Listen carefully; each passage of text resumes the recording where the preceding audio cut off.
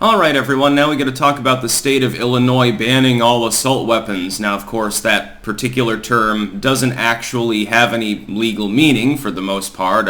You're talking about aesthetically enhanced sporting rifles actually. If you want to use the actual term, the one that's more accurate within military parlance, you're talking about select fire weapons. You're not talking about the kind of civilian versions of similar looking weapons that are available on the civilian market. But the two are conflated in parlance. Originally, it was actually branded by some of the sporting rifle companies because they wanted people to think of the weapon because it looks the same. It looks like an M16, so it must function the same. Of course, again, it's not capable of automatic fire. Unless you illegally modify it, then you're in big trouble, of course. And that's the truth. They did brand that for a while. That's been backed off of, but the name stuck for political purposes. Link in the description.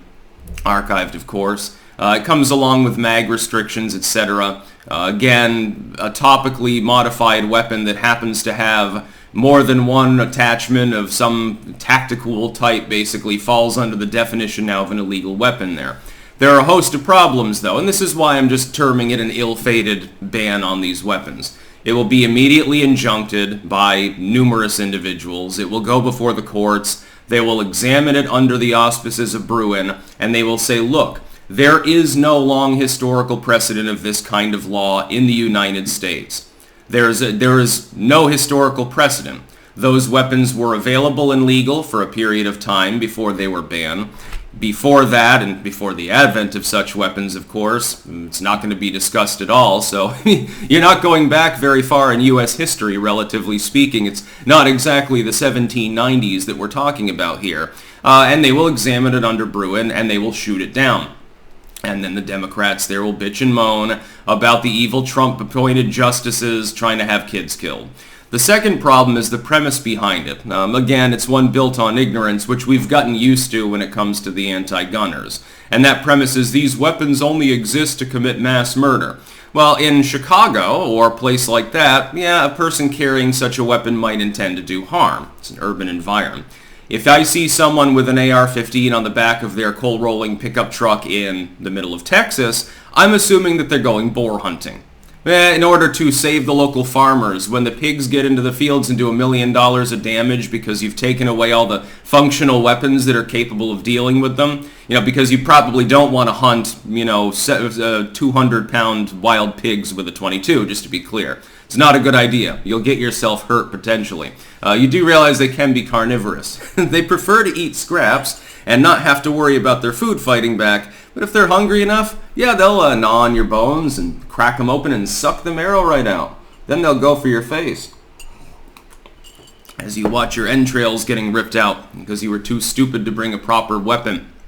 I don't know that I would trust a 5.56 to tell the truth. I think I'd have it rechambered in some manner. I think I would want something a bit more beefy. Then the ultimate big daddy boar comes out of the bushes like 600 pounds of pig. You're like, oh, it would have been tasty, but I think that I'm for dinner now. Anyway, if you go to rural America, small town America, the burbs, those weapons are not typically deployed for mass murder purposes. The idea of mass murder being common in the U.S., thankfully, is actually not really the case. We've got plenty of gun crime. Most of it is one-off gun crime. If you eliminate the accidental discharges, hunting accidents, which you're going to have accidents with anything, and so forth, and suicide, the gun crime level or gun deaths, and those two numbers are deliberately conflated with one another when people are talking about the issue, drops considerably. Suicide alone is about 30%, so it's a huge proportion, especially with regards to handguns. Most of the remnant is handgun related, not rifle related. That's problem number one. It involves gang violence, number two. And number three, it's predominantly common in a handful of blighted metro zones. Chicago, ironically one of the big ones in Illinois. Springfield, a little bit less. San Francisco, Los Angeles. Sometimes it's in, states that have quite a few beefy gun rules. I like how they have been trotting out their new lies, damned lies, and statistics where they're like, look, a huge proportion of all the gun crime, the top gun crime states are mostly red states. Yeah, now look at the counties. You will find that they are almost inevitably blue. You will find that they are almost inevitably metropolitan zones. And there are other demographics that we won't bring up, but you probably know what I'm talking about. It's gang violence. It's not happening in rural buttfuck Alabama. It's happening in Mobile, Alabama. It's not happening in Hillbillyville, Peach Grove, Georgia. It's happening in the Atlanta ghetto. That's the truth. It's politically inconvenient for the left, and they'll never acknowledge this, which is why they skew the data so much, but that is the fact. So the assault weapons ban will be injuncted. The sheriffs there, the majority of them appear to be uninterested in even enforcing it. So basically you got metro cops are going to have to do it. So in Chicago, where they've already got draconian legislation anyway, nobody was particularly surprised about that. And in other urban areas, you'll get some cooperation, but that's not where the weapons are primarily owned and used anyway. Meanwhile, somebody living out in a fucking cornfield in southern Illinois is duly inconvenienced, but there may be no metro force to stop them. All of that there is for 100 miles is the sheriff and his couple of deputies, and he says, fuck it, I don't care if you own one of these weapons. Non-compliance is going to be pretty high, especially since there's no federal rule to allow the feds to come in and help pad out the metro forces that would have to, I guess, go out and raid Uncle Jed's cornfield. I don't think that's going to happen. Dude, non-enforcement in rural America can be very, very high in certain parts of the country. And the cornfields of outer Illinois are no exception to this. It's like going to Iowa or something like that is the Corn Belt. It'll be very interesting to see how quickly this falls by the wayside. But I guarantee if it makes it before the Supreme Court, like if it doesn't just go to the federal court level, SCOTUS will rule with the plaintiffs in the case, and they'll say, no, you cannot ban this. And that will end all talk, by the way, of an assault weapon ban at the federal level, because the states actually have a bit more policing latitude with regards to these things, because of the 10th Amendment.